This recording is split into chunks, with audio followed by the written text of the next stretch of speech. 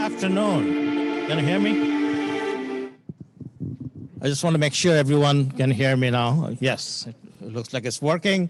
Welcome to the Fall 2021 Business Speaker Series. We are doing it every term, 4 times a year, and we have a great group of speakers. I mean, this is the first time we are trying this, having 2 speakers. Earlier, we're running 1 speaker at a time. And this event is brought to you by the School of Management Dean's Student Advisory Board. I see some members are here. Some of them are quarantined. A good number of them are quarantined at this moment.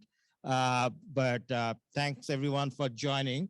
The way we're going to work today, first of all, it's good to be back in the Sunset Room. That's where we started, and then we moved in different locations and went virtual for a while. And the summer speaker series was the first face-to-face program. I'm glad that all of you can join us.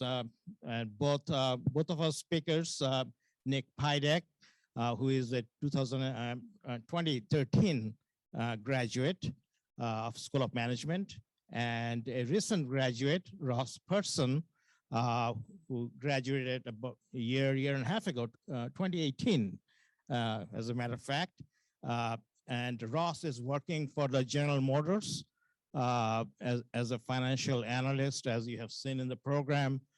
Nick is a serial entrepreneur, not just in Flint, but in the entire region. He is a 3rd-generation entrepreneur, and actually he connected me with one of his companies, BitLift, is a cybersecurity company, and obviously we are all familiar with the Foster coffee. And thanks, Nick, for bringing the coffee and some gift cards. So there will be drawing for the audience here, and we have 1 Amazon gift card and then 3 additional gift cards brought by Nick Pideck. Thank you, Nick, for doing that. So I'm glad that all of you are here. We're going to learn about their pathway at Kettering, how they have utilized that to prepare for their successful career, whether it is for 7 years at GM, whether establishing new ventures, venture creations. So learn about that hard work and determination and commitment, how that can lead you for the similar pathways. So again, thanks both all of you and our speakers here. So I'll hand over with a further ado. I'll hand over to them.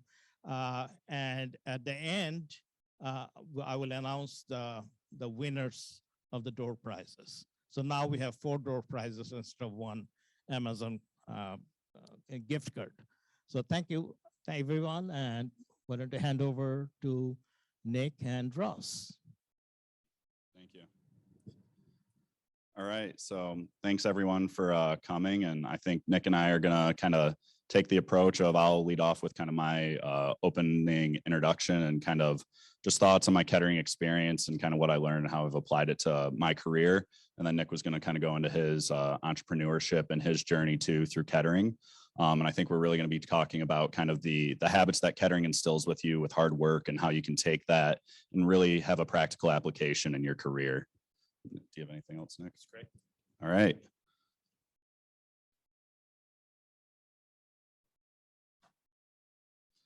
All right, so just to give you guys a little bit of background about myself, I attended Kettering from 2014 to 2018, graduated with my bachelor's in business administration and a minor in economics. My entire co-op experience I spent at General Motors working in finance. So I got a lot of teams listed up there, but I got to do my 9 co-op rotations through almost a different finance team every single time. So I really got to see a really large part of the organization, all the different finance teams, and got to get a pretty good understanding of just General Motors overall and, you know, delivering the products to the customers, building them. They always talk about design, build, sell. With that, I've since been there since February of 2019, working full-time as a member of the track program. So in that track program, I got to do 3 one-year rotations through the company and see different parts of the finance team that way as well. I've spent time in North America, financial planning and analysis, and getting to work on kind of the highest level numbers that go through the entire organization. I've gotten to work in a joint venture between Honda and GM and work with international business partners. And finally, as we all know, there's a lot of shipping crises going on in the world right now. We all hear about the pileup at the different ports, and I get to work on that team right now in our outbound logistics space, which is getting our vehicles from the plant to the dealership. In addition to that, I'm also working on my MBA right now through Wayne State.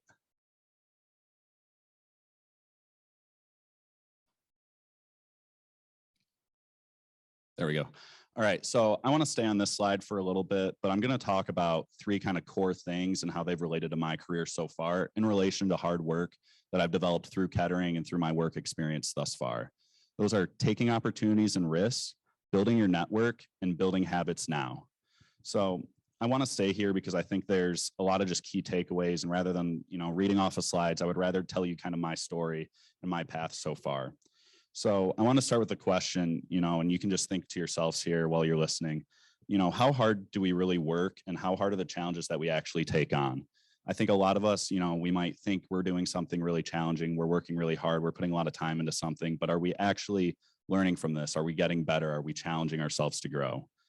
And the reason I ask that is because in my first role in GM in North America financial planning and analysis, I was working a job where I was, putting in 50 to 60-hour weeks, working late nights, 12-hour days, working on our budget and our 10-year plan. And I was putting in a ton of time and a lot of hours and felt like I was doing my best. And then I kind of had the bombshell drop to me at like my 6-month kind of check-in for performance that, I wasn't meeting expectations, which was to me a shock. I was putting in all this time. And it caused me to have to challenge myself and think, am I actually doing, the highest quality work I could be doing? Am I working as hard as I could be? And it kind of, might be something that you guys can relate to right now. If there's any projects you're working on, if you're in a team project and you realize, you're just kind of coasting along, you get to work with your classmates and they're kind of taking on a pretty hefty portion and you're doing your part, but are you actually contributing to the final result? Are you actually working hard? Are you challenging? Are you learning? Are you growing? And after realizing that, it completely changed my attitude. And I realized, I need to approach my job, not like, not working as hard as I could. I need to be trying my absolute best here. I need to be looking for learning opportunities at every chance I get. So with that, it completely changed how I looked at my job. I had this critical feedback and I needed to work not necessarily longer hours, but I needed to have intent behind my work. I needed to make sure that everything had an outcome. I was learning what was important and what I needed to be focusing on. So with that, I took this feedback and began to look for things to turn into strengths, work on my weaknesses and put in a lot of hours that were into positive things, not just necessarily making sure a chart looked good, but that the chart was actually what executives were looking for. And this improved my work quality immensely. I became a systems expert on our financial systems and reached the point where I was training all the new people on my team on those types of financial systems. And because of that, I think it's, we have to make sure that we're using our hard work and we're using our connections and learning rather than just going into the office every day and, doing the bare minimum. And I think this is even more true as I looked at the end of my rotation. The end of that rotation was in August of 2020, which obviously we were several months into COVID at that time. With the transition to working from home, it becomes increasingly apparent, and I'm sure many of you can relate with your co-op jobs or with your classes, it's a lot easier to not necessarily pay attention or focus or do, as high quality of work as you can. It's easier to coast by. And it's important that we look at this post COVID world as we still are going through it. And then we look at it, how do we take those applications and really try to work harder when everybody else is kind of given the ability to take a back seat? When we're getting, feedback reviews and we're working on projects, how easy is it for people to, do the bare minimum and pretend they're really busy as they sit at home? As I know, I have peers who work at different companies who, they only have to work 20-hour weeks because that's the expectation now in this, new environment that we're in.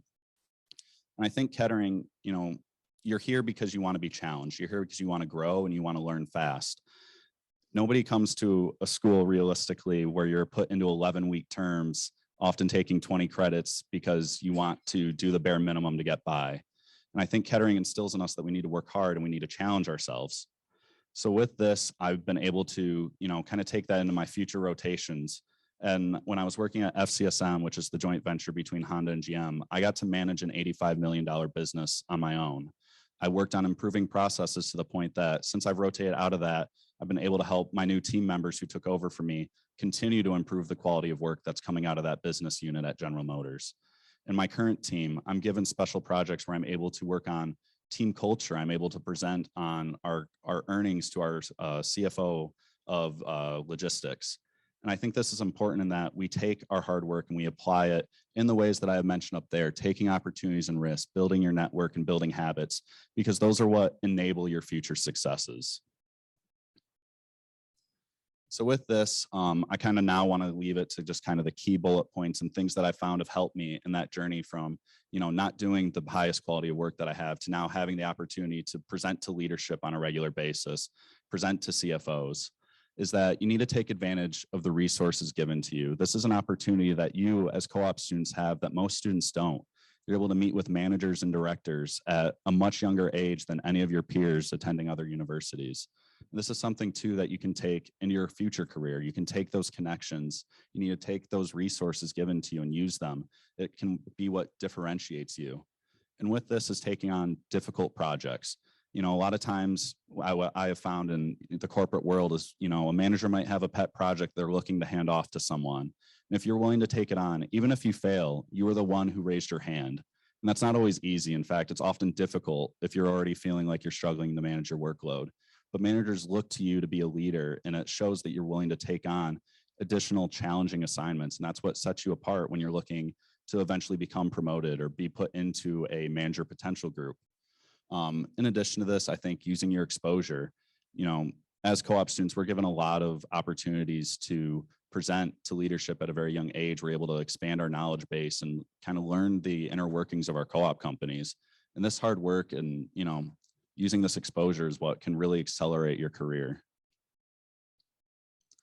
The next item I want to talk about is building your network. We're given the opportunity to meet with our leaders, and that's something that, especially in this, as I said, we're here. Many of you are wearing masks in the audience, and I'm sure this relates to my job. If I go in at General Motors and I'm not working from home, it's difficult to necessarily find the time to meet with leaders. There's more meetings now than ever before scheduled. There's touch points for everything, but finding time to actually build your network and get the chance to talk to leadership, talk to directors, and just let them know who you are. The biggest thing I've learned in my time so far is that it's not necessarily who you know, but who knows you. It's who you can tell about your projects and have them remember you, remember the high quality work you did, remember the challenging assignment you took on. It's easy to kind of coast along, but if you're able to take on those challenging assignments, people notice you and it helps build your network. So with this, I think it's important to, these just last two bullet points, you get exposure on those difficult assignments and use that to your advantage and utilize your connections. This is how, as I'm preparing to leave this rotational program and kind of move into a longer term role, I'm making sure to utilize my connections now to find the role where I think I can learn the most and have the greatest impact on my career through the difficult assignments I get. The last bullet point I want to touch on, or the last main point, is building habits now. It's really important that you create the idea that there's always something you should be working on and challenging yourself. I know right now I'm working on my MBA while also working full time, and this isn't an easy class load. This isn't easy on my time management, but Kettering helped me build the habit that I can't really be bored. If you're bored, it means you're not busy enough. There's things you can be doing. If it's, doing hobbies, if it's building relationships, if it's challenging yourself, if it's growing, it's important that you do that. And the last two bullet points kind of go hand in hand, is that consistency helps build results and habits will always outlast motivation. You might find yourself in a challenging job role, and they always say at GM, you can do anything for a year. And realistically, even if it's a challenging assignment, a challenging job, you can do it for 1 year and make it through. And it's not always easy though, because motivation can definitely wane as you're going through those 12-hour days. If you're going through, a bunch of projects where you feel like you're not doing well.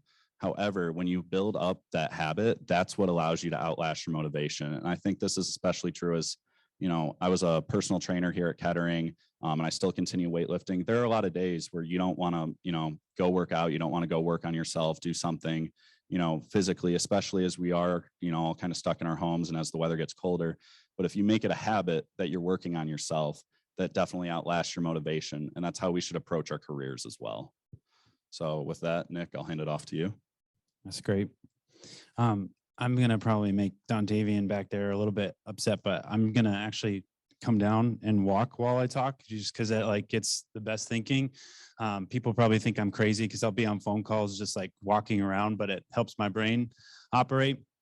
So I think the challenging thing here is how do you, cram so much? And, Ross, thanks for sharing. There's some really good wisdom there. So just a quick brief thing about me, and then I actually want to ask you guys some questions. So I came to Kettering, started in 2008. So as I was coming in, everybody was really looking forward to their GM co-ops, and then they declared bankruptcy. So everybody lost their co-ops, like pretty much like 80 to 90% of the students here had to figure out what to do with their co-op program because the economy had tanked after the financial crisis. Really smart people either got a job here like Professor Navarre or went to school. So it was a great time to start learning, but it's part of the story because it's part of the journey of life is you can plan as much as you want, but the proverbial saying is crap is going to hit the fan. And what you do when that happens really defines who you are as a person. So I came to Kettering in 2008. And so I bounced around from co-ops for a short period of time. And then I had started a band in high school, like most emo kids. I used to have like black hair that like covered most of my face and listened to a bunch of depressing songs that made me feel really good about myself. But I started a band in high school. And I went through this like existential crisis where I didn't know what I wanted to do with my life.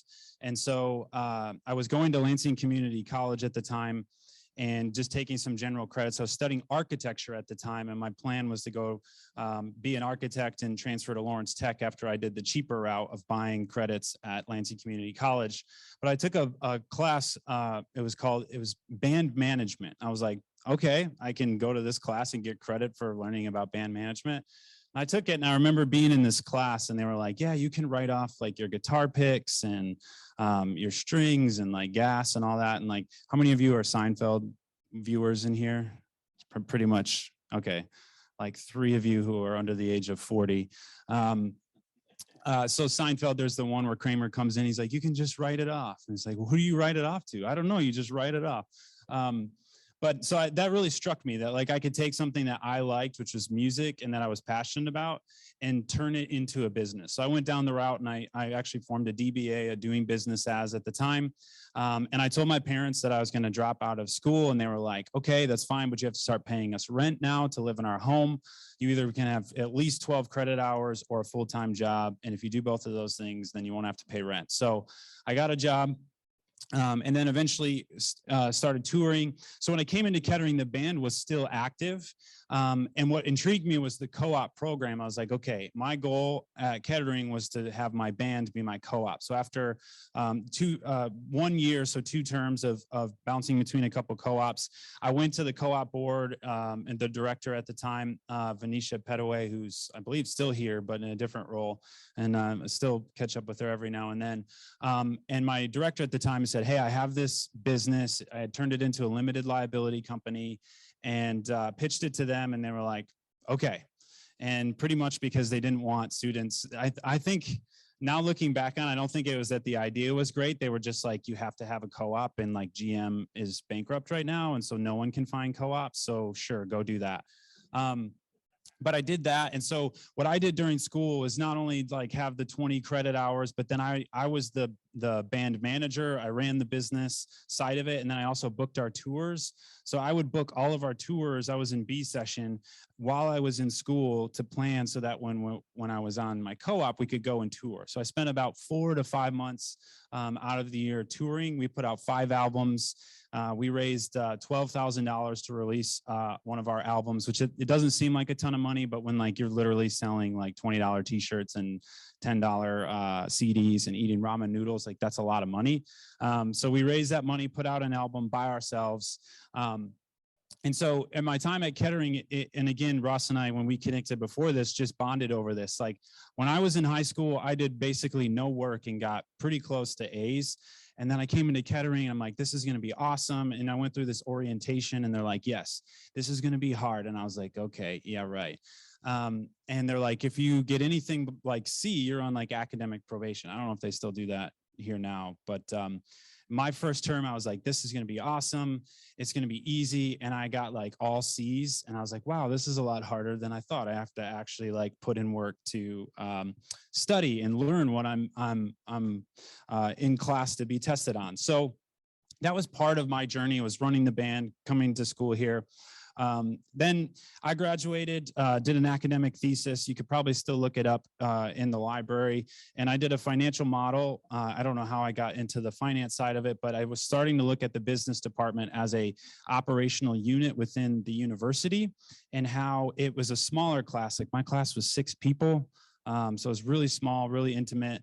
And that was what really I really liked about my experience, that, you know, I can know my professors and still have relationships with them to this day. And I could ask some questions about like, hey, I'm dealing with this. I remember sitting down with Dr. Dave Strubler, who I'm sure you probably remember. And I think he's at Wayne State now, or Oakland. Yeah, I thought he was here in Michigan.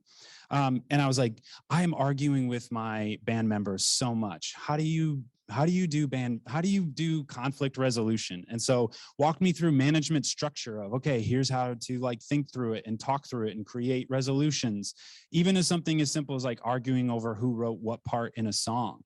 But it's connecting like the reality of people and managing people and business and numbers with the reality of what you're experiencing. And so I really got a lot out of my Kettering experience, and I'll tell you why I think that is in just a second. So 2 other things, and then I swear I'll move on. So graduated and was working for a marketing group, a boutique firm called Burning Media Group. The guy was the former head of marketing for Tommy Hilfiger. He helped a company called Equinox get started, a nonprofit called Charity Water get started. Super well connected. Like this guy is the Dos Equis, like most interesting man in the world. Like he is 2 degrees of separation from pretty much anybody. I worked for him for 2.5 years, really on branding and consulting companies and organizations on product vision and mission and values. So I did that. And then a buddy of mine who was in the band, he was the drummer at the time. And I say this, it's like, hey, if you can live, and we lived in a 15-passenger van. We didn't stay in like swanky hotels and glue furniture to the ceiling. We literally like swept in sweaty vans and Walmart parking lots with like blaring lights, and it was miserable, but it was also a lot of fun.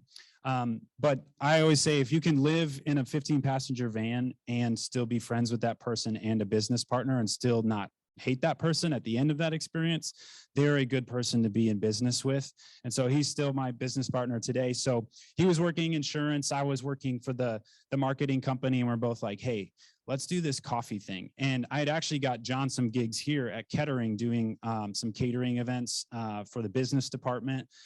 When they would have students come, we would try to lure them from like the big hall here for like student high school student awareness days. I don't know what they're called. And so we'd hand out like free coffee tokens to try to lure them to the AB building on the 5th floor with all the lights that didn't work up there, to try to learn about the business program. But we both said, hey, let's quit our jobs. That sounds like a great idea. And let's go start a coffee company. So we did that. We went and pitched to like 12 different banks, couldn't get funding from anybody. So I said, okay, well, let's just do this on our own. So we got a farmer's market season pass in Owasso, and put the initial startup capital on our credit cards. I really don't recommend that because it's like 20% interest, but we did the financial numbers and said, hey, if we sell this many cups of coffee, like we can pay it off before the interest comes due. When we did. And so then that was in 2015. Later that year, we did get some investment from a family member who just probably did it out of charity, not because they thought it would go anywhere, but the joke was on them. And ended up opening our first location in 2015.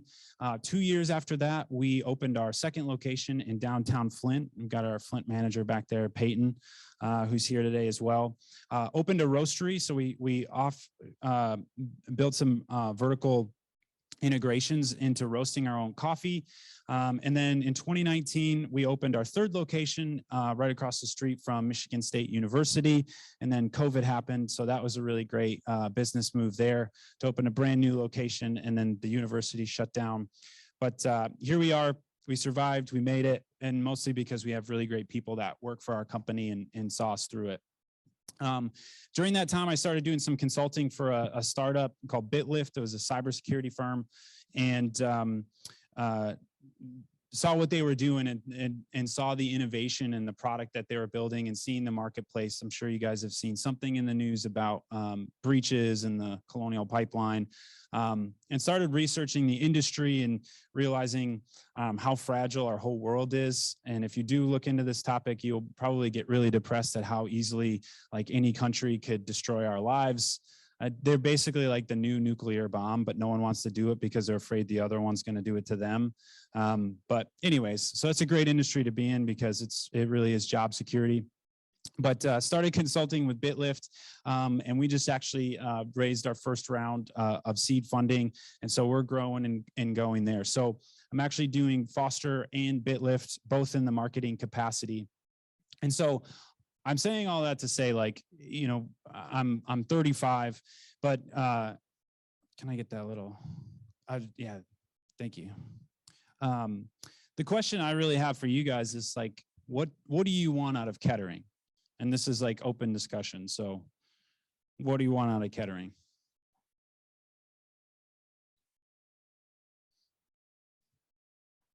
Yeah.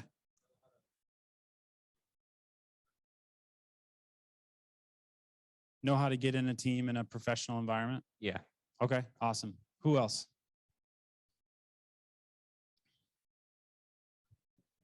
So I'm also a management student, and business is such a broad field that I didn't know exactly what like sector I wanted to work in. So having that co-op real world experience, I want to be able to, like at the end of my graduation, have a better understanding of where I want to be. And additionally, Kettering has like so many great clubs and things to be involved in. So just meeting new people, getting new experiences, getting out of my comfort zone in certain things. By the end of my time here, I want to be able to look back and be really proud of everything that I've been involved in and the impact I've made. Yeah, that's great. Two more. Yeah.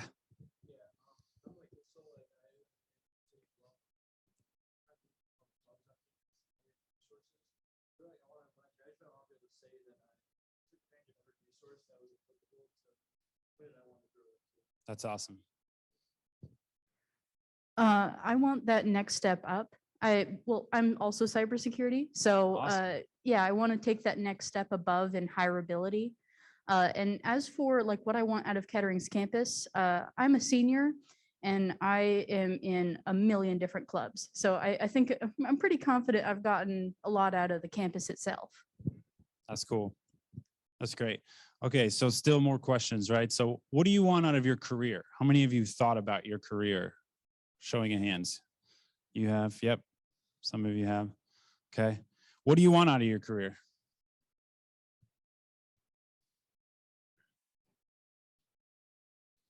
You didn't know you were going to be running today, did you? Hi, what I want out of my career is doing something that it doesn't feel like I'm actually working, doing something that I really thoroughly enjoy, that I can sit there and go, oh my gosh, it's already time to leave, where, you know, the time flies by. Yeah, that's great.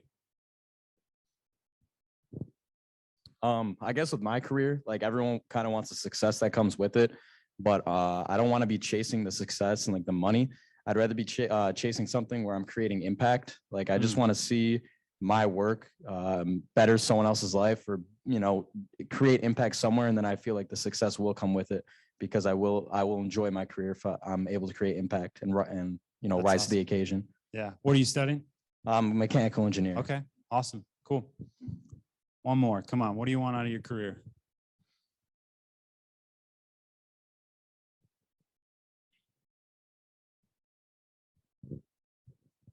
Well, part of what I want to do is I want to contribute to something. I want to make a meaningful impact and just change.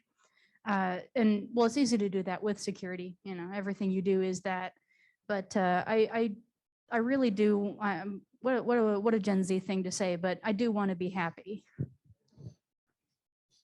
That's awesome. So here's an important thing, and I'll even draw on something that Ross said, you know, like what he looks for, even in his work environment, is he's looking for relationships. He's looking for networks. There's determination there, right? There's vision, and attached to that vision is action, right? He's looking for opportunities to do something. And, you know, this is the last question that I'll ask, at least formally here, is how do you achieve your goals?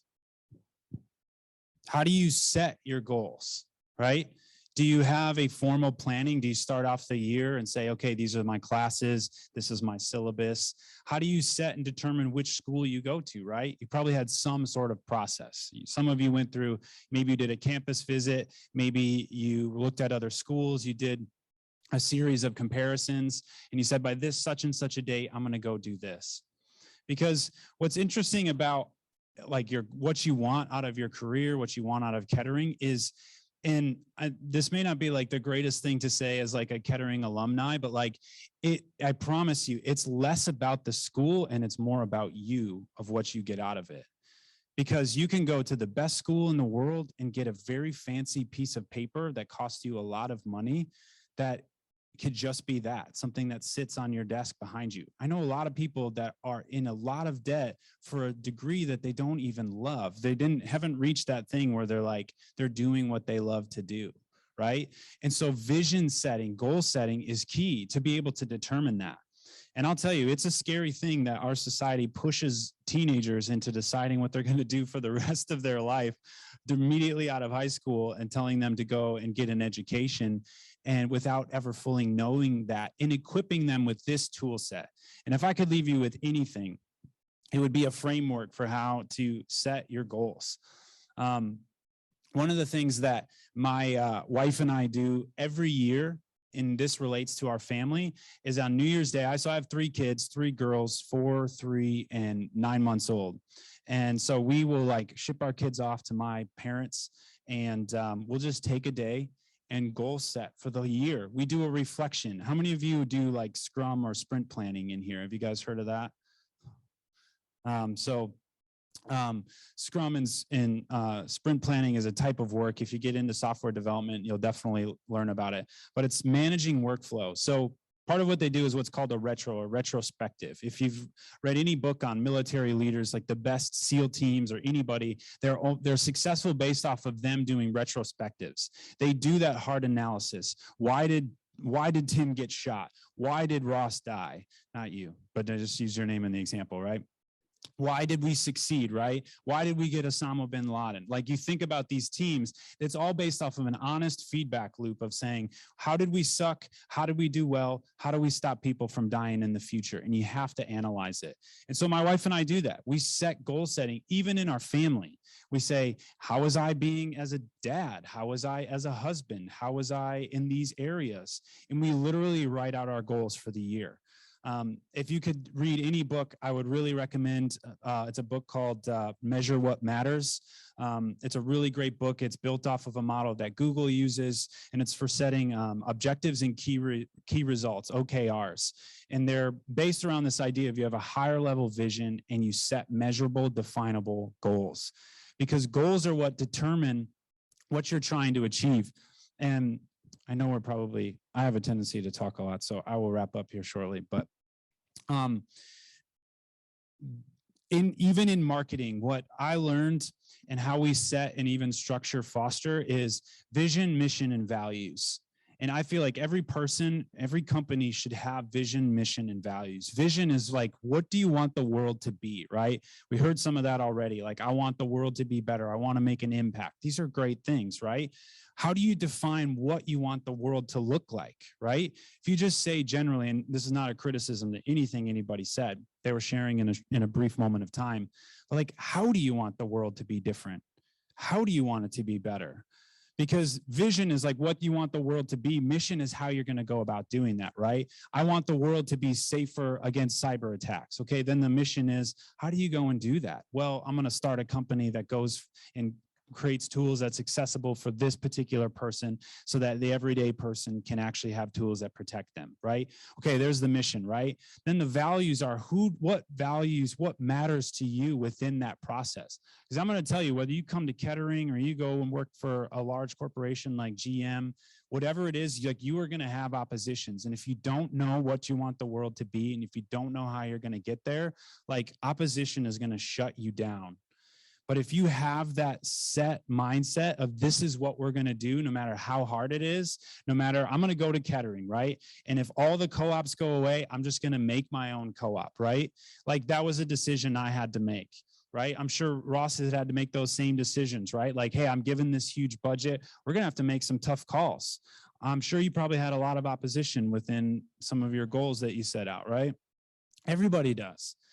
And it's the drive and the determination. If you know where you're going and you know a framework of how you're going to get there, and you know what values that you carry, I'm telling you, I know this isn't like a feel good, like, blanket statement. You really actually can change the world, but you have to define that for yourself. You have to define what you want out of Kettering, what you want out of your career, what you want for your community, what you want for your city, what do you want for your colleagues, what do you want for your family. So 4 things, right? Set and reassess ambitious goals. Like, I find out what works for you. Use OKRs, use an annual review, use quarterly milestones, whatever it is, but set ambitious goals. I've heard this phrase and I love it. It's like, your goals should scare you a little and excite you a lot, because they should put you outside of your comfort zone. If I say, I'm going to walk across this room, right? Like, that's not very scary and I could do that, right? But I say, I'm going to run across this room to that glass in 8 seconds. Now I'm saying, okay, I haven't ran in like probably 15 years. So that's going to be a little challenging for me, right? So set and reassess annually or quarterly or whatever it is, your goals. Embrace the uncomfortable. When I was here in my first term and like had a bunch of C's, I had a hard decision to make. Listen, I don't know how the business program did this, but like, I got through all the way to my senior year without having to know calculus. We only had 1 pre-calc class, and I got into, please help me with his name. He's still here. The economics professor, Ioannidis, right? And in his economics class as a senior, he had calculus in economics. And I'm like, I don't know calculus, so I don't know how to pass this class. So I actually had to meet with him. I like got him to tutor me. I actually went down to the help area in the AB building at the time and got a tutor, right? Because my goal was, I'm going to graduate Kettering, right? I'm going to figure out how to learn this, and I'm going to teach and have him teach me calculus, even though he's the economics teacher, and I'm going to figure it out. So opposition is going to come. So embrace the uncomfortable. The other thing is when you leave Kettering, like, if you think your learning is done, or like you get your MBA, like, that's just the beginning, right? Like, you're going to have to learn. You're going to have to learn how to be a husband or a wife if you get married. You're going to have to learn how to be a parent if you want kids. You're going to have a lot of things you're going to have to learn how to do. So just, you're on a good path because you're here. So embrace being a lifelong learner. And then learn with the reassessment how you define output. Like, what do you want to achieve and how do you measure that? So those are my 4 bullet points to tag on here. So with that, I know we're probably almost over, but I wanted to leave some time for some Q&A. So I'll hand it back over to you. Thank you. Thank you, Nick and Ross. Wonderful presentation. And it seems to be exactly what we are doing in School of Management for last several months, setting our mission, vision, and values, and now getting into the goals, setting the goals. That's exactly what we are doing. And I'm glad Professor Navar is happy to hear that we're using Scrum, his favorite word. And I want to thank Dr. Ken Williams here. He and Professor Larry Navarre actually referred both of you, because I created the list, alumni list. So thanks for for that. Let me take questions.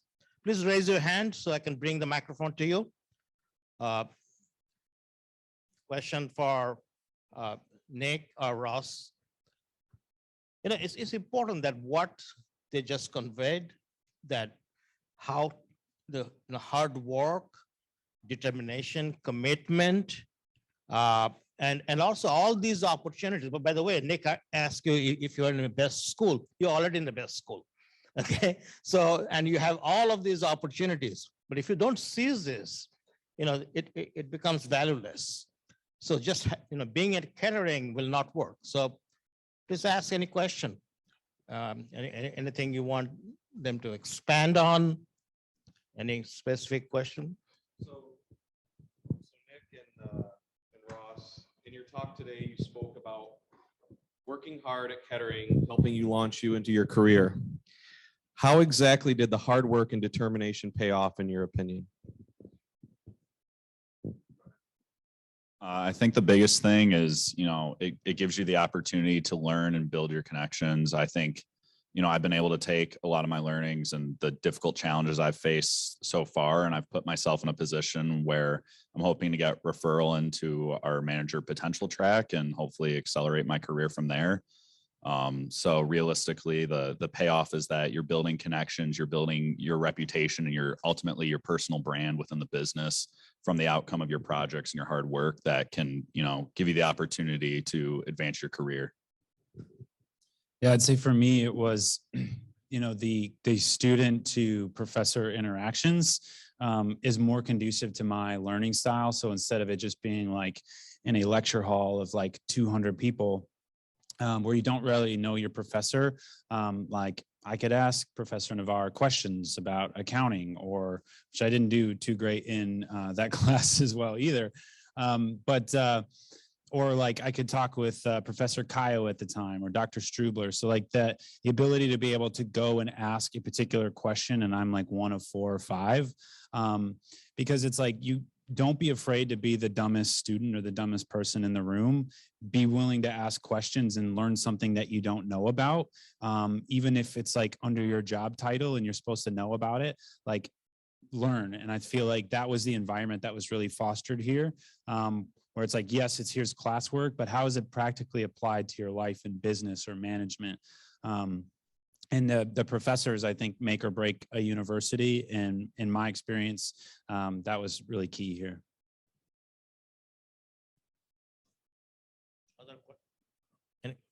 Other question?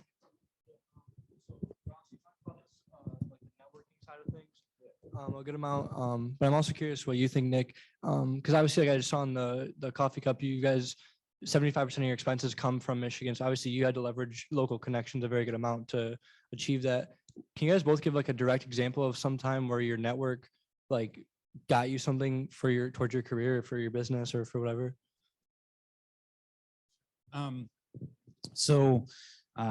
Again, that comes back to the core values for me in relationships. So this is how it gets executed for me. Like one of our core values is like invest in people and promote others at Foster, right? So a lot of it relates back to, even Peyton and our staff, right? How do we treat each other? How do we build each other up? How do we look for opportunities? How do we listen? We're in a retail environment where customers are coming in, and I don't know what it is about coffee, but like people will just tell you their life story while you're making their shot of espresso. Like I literally remember being at a farmer's market when we were first starting, and someone was telling me about like he was going through a divorce and like just experiencing all this life. And I'm like, 7 a.m. and I'm just like making his coffee and he's just sharing. And it's like, but you can have that's not trivial to me. It's like, it's funny, but it's also like a real human experience. It's a human moment, and like leaning into that through relationships. So just being present, like fully present, is really key. So how I've leveraged that is what drives our business. It's what we're looking for those. So like the 75% is just an outflow of that same core value that is with our staff and with my business relationship. So it just kind of springs out of me. That's what drives what we're doing. And I think ultimately, that resonates with people because they can come in and they're not having a transactional experience in a a coffee chain or a drive-through, they're actually having a human moment. And I think that's important now more than ever. Yeah, and I think building your network is not just, necessarily upward mobile and kind of the corporate world to kind of cover it from that perspective. It's not just necessarily, do you know managers or directors who can help you, but do you know other analysts who can help you? And a lot of that, with building a network is, like I said, I kind of became like an expert in our financial systems, is that I was training new employees on how to use them, how to get better at them. And ultimately you kind of build this network that when you have questions about different areas, you know who to go to. So a lot of that is that it may not necessarily be the upward mobile connections or necessarily getting you a new job, but it might be your job gets easier by building a network of people that are supportive of each other. A lot of, GM is a very competitive company for financial analysts. There's a lot of people trying to get promoted, but it's never felt like a competition. It's very much a support group where, if I'm working on a project and I don't understand it, or I need questions answered about a certain area, by building a network, I'm able to say, hey, I know you moved into this new team and we had a few questions. I was hoping you could help me. And when you build that positive support network, you have essentially a team of people that are always willing to have each other's backs to help with, assignments. I might get somebody who sends me a message at 4:30 on a Friday, but if, I don't necessarily want to be on, but because I built that positive connection, I'm willing to, it's a, you scratch my back, I scratch yours. And it really helps you learn more about the business. You got to help out your teammates. And it really makes for a positive work culture, and it can really pay dividends. I had a manager and during one of my co-op rotations, who's now a director of the corporate team, on, I'm able to go to him and ask for help or for favors and advice on, what I should be doing for my career. So, there's your peer group that you can go to for help and connections. And there's also kind of the ability to get really good career advice as well from building it.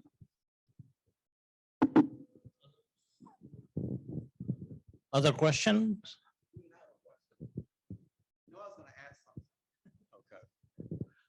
First of all, I started Kettering, Nick, when you graduated, but I heard about you because you were this phenomenal student that created his own co-op into something that was non-automotive, non-corporate structure, but you were able to take business principles within that. So you were the talk when I arrived. And I remember the other gentleman, freshman one, and I got to see him from freshman one all the way to when he walked across the stage and to get his degree. So, and I'm extremely proud of him. My question to both of you, as a matter of fact, as a department, we've been talking about this slide. How do we get students, how do we better as faculty, how do we do a better job to get students to have these goals, embrace the uncomfortable, because I can remember pushing students to be uncomfortable and they're pushing me back.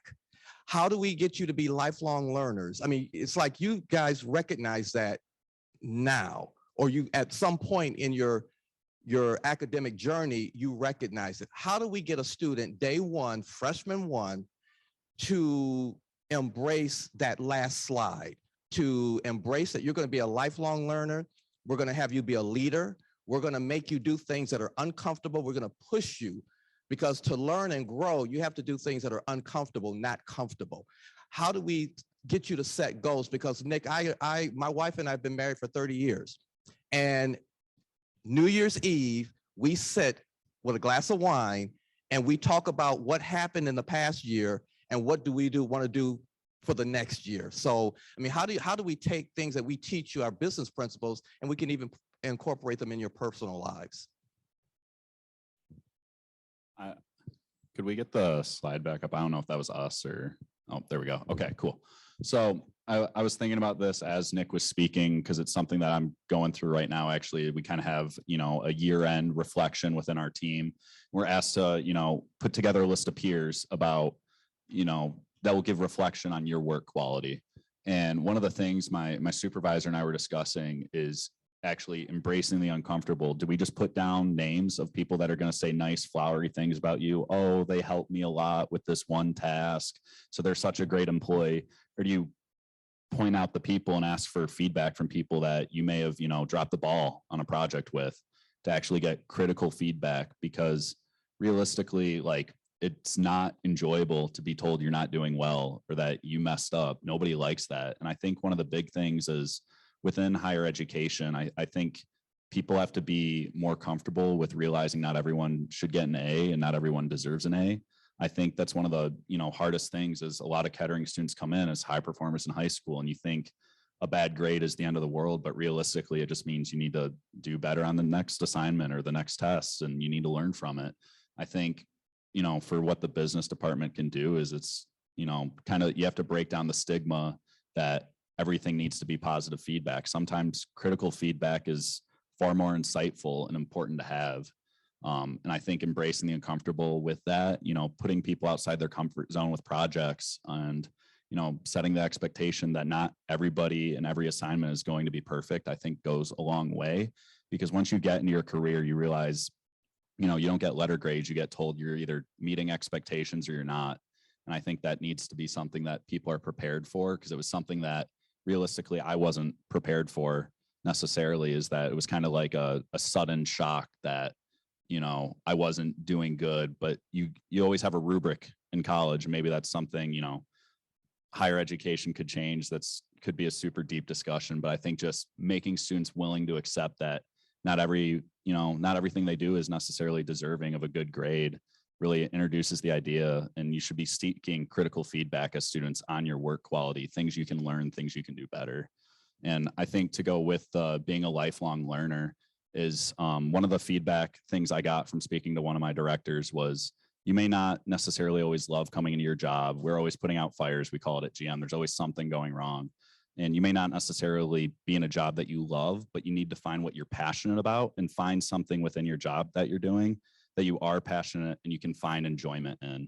Because Nick, as an entrepreneur, you opened your business in 2019 and then COVID happened. I'm sure that wasn't the most fun or enjoyable experience, even though the rest of your job you may be passionate and love. So I think every job has its downsides. Every job will still be a job, even if you love it, but finding a passion and chasing it, I think introduces the idea that you can be a lifelong learner because you want to learn more about what you're doing and get better at it. Yeah. And I would say this too, like what Ross said. So like one of the first questions we ask any staff member, from whether they're they're coming in for a manager role or a barista role, is like, what do you want out of life? Where are you going? Because the company of Foster and the vision of Kettering, it's heading in a direction. It is a being, in a legal sense, it is its own human being, right? Like if you break down the legal structure of a corporation, and it's heading in a direction. And, the famous thing with Jim Collins, Good to Great, is like, get the right people on the bus in the right seats, heading in the right direction. But like with Peyton, for example, if she's heading in a direction in life and I don't know where that is, then I'm constantly trying to force her into where Foster is going, instead of saying, Peyton, you be you inside of Foster. This is where we're headed. This is our vision. How would you go and do it? Otherwise, I'm trying to make another Nick. I don't need another Nick at Foster. I need another Peyton of what she's uniquely gifted and called to do. And I think it's the same way with students. Find out what they're passionate about and help them do that. My story would have been very different if the Kettering board was like, the co-op board was like, nah, we're not going to allow that. Because it would have been at odds with what I was passionate about doing. It activated my schooling in a way that probably wasn't there. I was able to take what I was learning and apply it to something I really cared about. So, Ross, just with a bow, put it right on there. It's like, find what people are passionate about and they'll figure it out. They'll figure out how to do it. The only other thing I would say to that too is just like, is we have to be able to embrace emotional intelligence. If you go and look up, there's this really powerful study. It's called the Genius Study. I'm telling you, like, Google this or write this down. Genius Study. They did a study. It was like 20,000 sample size. So huge sample size with a small margin of error. And they asked all these people why they were successful. Different layers, different industries, like how they got to be successful. They were like, is it IQ, right? Is it intelligence? Is it the school you went to? Is it, your upbringing? Is it where you were born? Is it like, they asked all these different questions. And the number one thing they found that resonated across all of the participants was emotional intelligence was the one most singular driver and factor of success. Because it's the ability to be able to analyze yourself to say, how am I showing up right now in this moment? what am I feeling? I tell my 4-year-old and 3-year-old daughter this all the time. And it's like, it teaches me more than I feel like that they're learning. So I understand that they experience every emotion I experience as an adult. They just have very few words and very few ways to articulate how those emotions are put out into the world. But what I want to teach them is this skill set. They know anger, they know fear, they know anxiety, they know, think of any emotion that you would feel. They're a human being, they experience. They just can't tell me, Daddy, I'm feeling a little bit anxious about like starting school today just because of something that happened yesterday, or somebody said something to me and that made me feel shameful. Like there's a lot in there. Instead, my 4-year-old daughter screams and cries. She doesn't want to go to school, right? So how do we show up and how do we equip adults here in the room to think through how they're feeling? Because I'm telling you, how you show up in a class exercise is how you're going to show up at GM, and it's how you're going to show up in your marriage. It's going to how you show up in your relationships. So you as a person being able to use the term as an investigator tool. How am I feeling? How am I showing up? Why did I say it that way? You have a retrospective with yourself. Why did I talk to my friend that way? Or what's my motivation in that? That emotional intelligence will help you to be uniquely you and see how you're feeling and showing up to be able to pursue what you're passionate about. Because unless you're super passionate and are already start off as a billionaire, you're going to need people. And so you have to learn how to relate and activate people and work with them. Thank you. Thank you, Nick. Other questions? We're almost out of time. So before we end, I want to say that we have luncheon for you as promised. So it's in the back of this setup. So make sure you grab your lunch. We have the material about the School of Management on the front desk. So make sure you can pick up if you're not a management student, but want to minor or want to pick up a second major. Please do that. And also we have the graduate program information. So get that. I'm going to announce the winner, the door prize winner for the Amazon gift card. The drawing, from the drawing, we have the name here. And you have to be present to get your prize. Karen Farlow. Karen, you won the Amazon gift card. Thank you, Karen. Thank you very much. We have 3 other Foster Coffee prizes. And first one is Azharuddin Muhammad. He is a graduate student in MS and engineering management. A new student here. Not new, actually. He's in the second term now.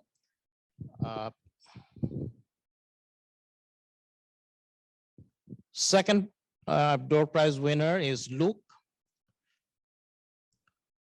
Luke Hall. Just get your Foster coffee. Thank you. Thank you. And the third prize winner is Fedor.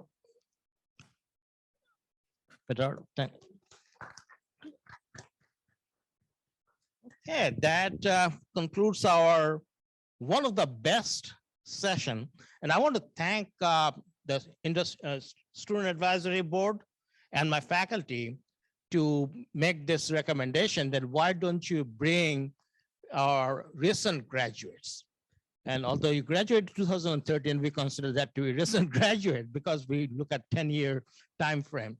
And I'm glad that I did that. And this is the most relevant session, one of the most relevant sessions that we have had. So thank you everyone for joining us. Have a pleasant day. Thanks.